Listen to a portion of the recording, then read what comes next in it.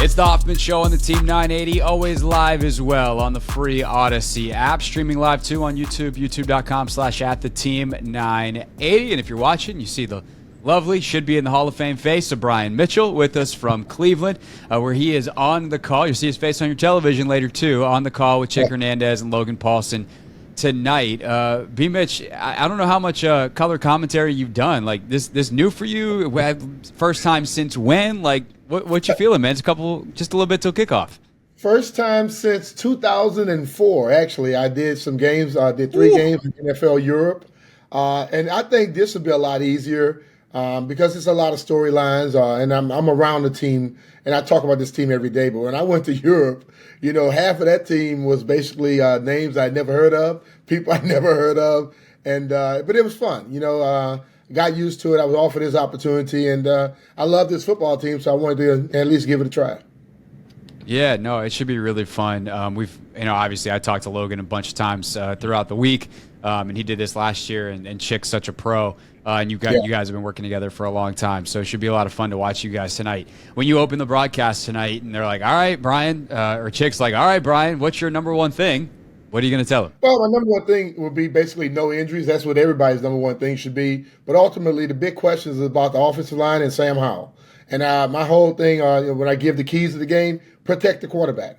And if this team is going anywhere, it's going to be because the offensive line came together, they gelled, and played well. During training camp, they have been getting whipped by the defensive line. But now you're going against another team, fresh blood. You can cut them. You can't cut your own guys in practice. So it gives you a chance to go out there and show what you're about. And just looking at how this offense handles the offense that Eric Bieniemy has installed.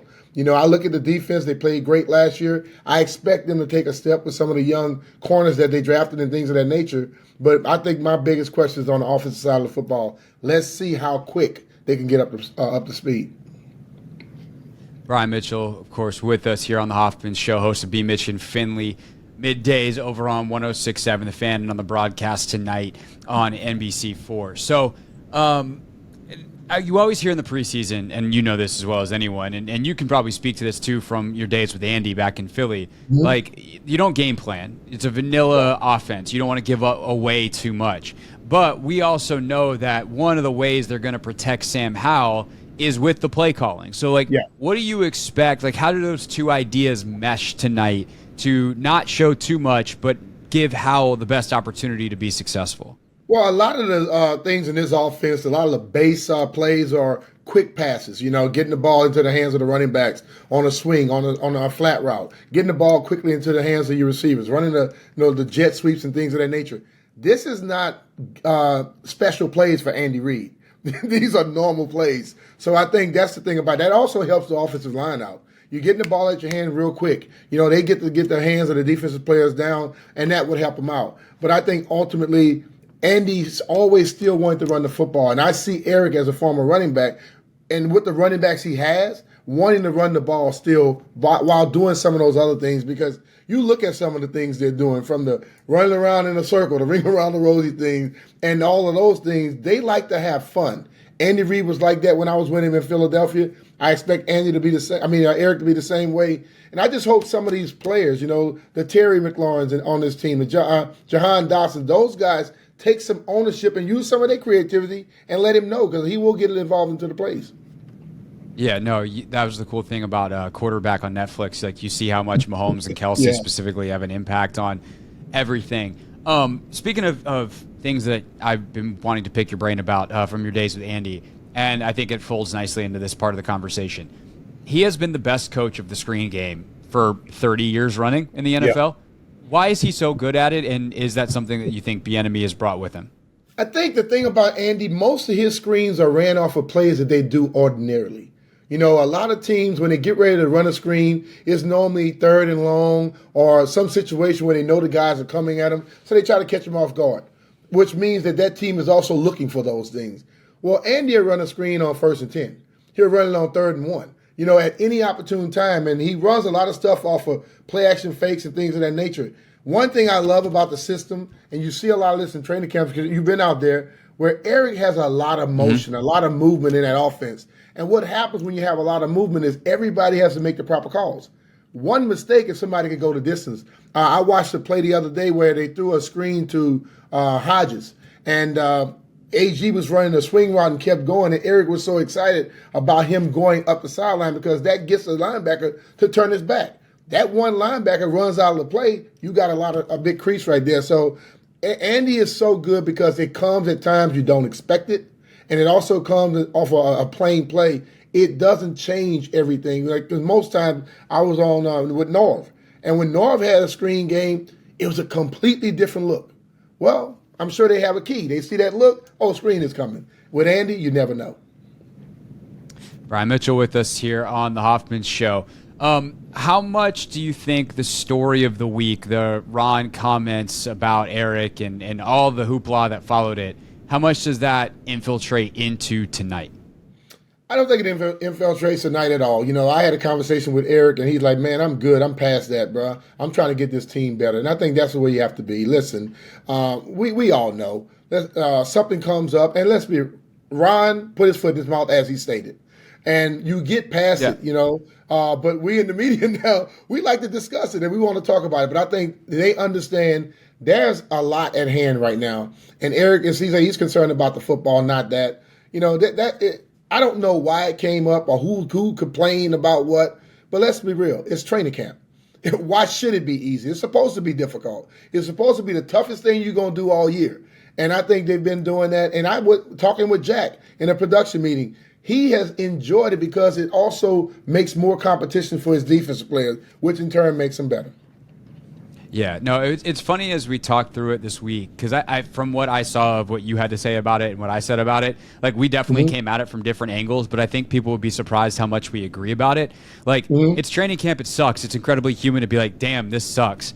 And ultimately, like, I think what was cool is to see, and I agree with you that Ron, in part because he should have known that it would cause a firestorm. Like, but what he ultimately described was like, hey, go to Eric and work it out. And people did, and they worked it out. And like, that's good. Should he have known better? Yes. I think that's a whole different topic. We don't need to get back into it. But I do think what has certainly emerged is what you just said. Like, it doesn't seem to be a problem in the building. And like, I'd imagine you try to put your player hat on at times this week and like, think about what it would have been like if you were one of the ones who initially went to Ron and how that might have been framed. Or, if you didn't and you heard one of your teammates, like, does this stuff matter in a locker room at all? Or is it just like, oh, that's media noise on the outside and you're able to kind of tune it out? I don't think it's media noise on the outside. And I think, I've been in that same situation where other people went to the coach complaining. And I've always been a leader on the team. And I was the NFL player rep. Okay, NFLPA rep. And when I got to Philadelphia, I got to the executive committee level where I was a vice president. And I would go to Andy a lot of times if I saw something and say, Coach, I'm not calling the PA, but I'm just letting you know if they were to show up, what would happen. They'll catch somebody. Because everything Andy Reid did, I felt that he was getting the best out of us. We were getting something from it, and it was there for a reason. So I had no problem with it. So I never had, and when I found out whoever was complaining, I would go and talk to him, because overall, let's be real, this team, after 3 years, they can't get complacent and be happy about anything. They need to be accepting or receptive to whatever comes to them. Eric comes from a team that went to 3 Super Bowls. They won 2. Why wouldn't you want to listen to that? Because I left here as a guy who had gone 2-a-days all the time in training camp. And training camp was like a month back then with Joe Gibbs. Norv Turner with the 2 hours and a half, 2 hours, 45-minute practices in gear full time. I go to Andy and we don't have any gear on. Like, training camp is easier for him now. With Andy, we go 3 days of 2-a-days, and then the rest of the time we never go 2-a-days again. But we went pads in the morning, shells in the afternoon. Pads in the morning, special teams practice in the afternoon. Those things happen. But we ran as if we were in a track meet. And I went to him one day, I said, damn, Coach, I didn't know it could be so difficult. I said, can we wear pads tomorrow? And he said, no, I'm getting you in shape. I want to make you have to move around so much. You watch him running down to the goal line, sprinting jogging back to the huddle, jogging in the huddle. All those things pays off. I use the example of this. Josh Norman would practice after practice an hour to an hour and a half. If I'm a head coach and I see that, I would think I didn't do enough. I didn't work them enough. Because if you got an hour and a half extra after practice, I'm not doing something I'm supposed to do. I look at my record from the previous years. We are below 500. I'm not doing what I'm supposed to do. I felt that if Ron had just went to, look, the guys came to me and said, this is a little tough. Coach, what's going on? Go talk to Eric. We figured it out, but this is what we've come together with, and this is what we're going to do. Case closed. I would have never talked about that. Well, he hadn't been a head coach because Ron played for two people that were head coaches. And guess what? They never soften up. So it doesn't mean when you become a head coach, you become a little softer. You become understanding, but still, you feel you put something together to get everybody out there to be their best, not just some guys to be their best. Yeah, B-Mitch with us here on the Hoffman Show. That was the one part that really bothered me was the comparison to Del Rio. And I'm like, and himself, obviously. And it's like, yeah, man, I don't know that your forgiving nature is exactly worked out for you. I think there's something about the rigidity to, because like everyone sees Andy as like this super nice guy, and he is. Like he's an all-time dude in the NFL. But he's uncompromising. Like he knows what he wants, and he's going to get it a certain way, and you're going to do it that way. And obviously Eric is the same way. And I think that was the disservice to Eric. I'm curious though, like when you compare the coaches you played for along that style, and obviously as we've talked about now for 10 minutes straight, like you have the insight into the way Andy did things, which is heavily influenced the way Eric has. Like what is it like in that, like, I guess the adjustment period, like what is it that those players were experiencing where they're looking around and whether they should have gone to Ron or not, they're going, damn, this is hard. Like this is different. This is like, what is that adjustment like to get in shape like this and to also learn kind of the volume of plays that Eric is putting on them, the mental load? But the thing about it for me, I think if you're looking at the end result you want, you go through it. I think when he first 100%. He said, we have to get uncomfortable to be comfortable. See, this team has been comfortable, and we're losing. So I got to take you somewhere you haven't been to get to where you want to go. And I think that's what he's trying to do. And, the other narrative is like, oh, he's yelling, he's getting on players. But I also see him yelling, telling players, great job. That's what I'm talking about. Keep doing that. That doesn't get enough attention as well because, I've always let coaches be like this. If you're a quiet person, be quiet. If you're a yeller, yell. But don't go up and down on me. Don't wait till the fans come out the media, then you want to yell, and then you very scared and tired and shy the next time. Now, I don't deal with coaches like that. Joe Gibbs, Andy Reid were some of the quietest coaches I've ever dealt with. But you know one thing they expected? They gave you the criteria. They gave you a game plan. And they expected you to take full like ownership of it. They don't want to have to constantly tell you, I need you to do this, I need you to do that. No, you come out here, this is professional football. And they both expected when you came on the field, you were prepared, ready to go, and gave your all. I think Eric does it the same way. Joe Gibbs had Wayne Sevier. He also had Richie Pettibone. They yelled and they would curse you out, MF you all day. Andy Reid had John Harbaugh, okay? So every coach that's quiet also has a guy on the team that's going to let you know what you need to know. They may not, that's not their personality. But when Andy or Joe would say, let's start practice over, we knew they meant business. Eric just don't let you get all the way through a whole practice and or get through 45, 50 minutes. He's going to correct you immediately, and I think I would respect that more.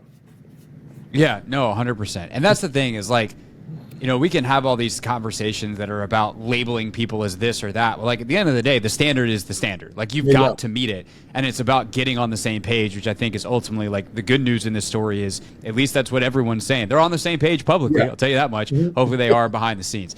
Brian Mitchell with us for a few more minutes here on the Hoffman Show, getting ready for his preseason debut tonight with Chick and Logan on the TV broadcast. All right, defensively tonight, Brian, what are you looking for? I mean, obviously all eyes are going to be on Chase, but what are you looking for defensively, to see from Chase and obviously beyond Big 99? Just like I talked with Jack the other day, and Jack said he wanted to see the guys play fast and play with an understanding that they know what they're doing. That's what I always want to see. I want to see guys be able to go out there and just react. I don't want to see thinking. I want to see Emmanuel Forbes get out and show people that stop looking at my size and just look at how I played. That young safety tandem. They have a lot of safeties out there that can actually play. I think that's one of the toughest positions they're going to have come down because everybody has something with them. And then ultimately, I want to see how Cody Barton is. I want to see how he and Jamin Davis are playing. We talked about linebackers at length last year. We felt that was a weak link of it. But all of a sudden, we have Chase come back and we got away from it. I want to see the linebackers play with an understanding and with a speed while they're in there. I don't expect to see the starters play very, very long, but I want to see them have an understanding. And that goes across all boards. I don't want to see delay of games, okay, on the offensive side. I don't want to see them coming out of the huddle with 5 seconds so they got to rush and they may not get all the reads. I want the play to be in there quick. That's on Eric. I want Sam to spit it out, Jacoby when he gets in, Jake when he gets in, get to the side, get to the huddle, get to the line of scrimmage and go. And on the defense, I need everybody running to the ball. I want to see a turnover. That's something that they said. We got Emmanuel Forbes because he's a turnover machine, and they have to try to create more turnovers. If we can see them flying to the ball, because when you fly to the football, ball might pop out.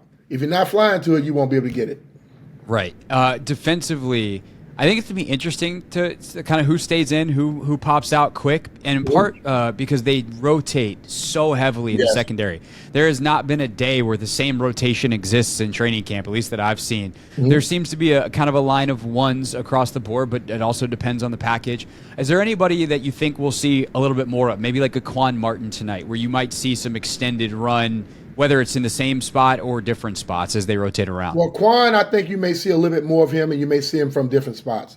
I think they have the belief that this kid could be an outside corner. He can play inside nickel. He can also play some safety. And I think what they do, like you're absolutely right, they do so many packages.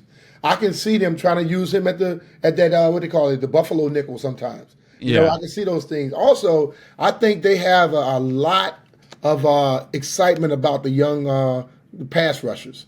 One guy I expect to see a lot from is Andre Jones Jr. And I'm so thrilled to see that because it's another kid from UL Lafayette. So, we got Percy Butler there. We have Farrad Gardner there and also Andre. It's just, they're making me happy, being in this league for so long and, not seeing a ton of guys from my school get to places. And now 3 of them are in camp competing for a job. So, I love that. But Andre, what I asked Eric and I also asked Jack, do you look at the special team aspect of a player?